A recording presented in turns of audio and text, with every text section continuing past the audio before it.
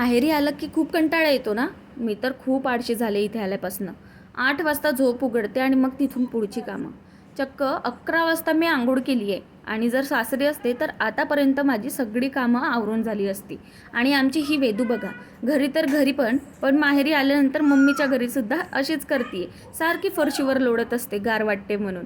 आणि मी बेडवरती बसले होते म्हणून मॅडमची पण धडपड चालू होती वरती चढायची.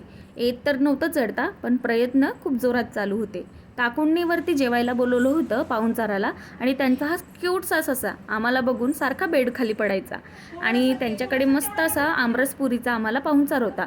हे नव्हते, हे गेले होते आम्हाला गावाला परत. आणि खाली आलो तर मम्मीकडे ना खूप सारी हिरवी अशी झाडं लावलेली आहे आणि मस्त जुगाड करून ही झाडं लावलेली आहे. सगळीकडे झाडच झाडं आहे. यातली काही झाडं मी पण न्यावं असा विचार चालू आहे. पण हा पण प्रश्न येतो की एवढ्या दूर जायचं आहे तर ही झाडं चिंबून तर जातील ना, मग काय करायचं. पण बघूया. आता हे लाजवडीचं झाड याला हात लावताच मस्तपैकी लाजून बसलं होतं.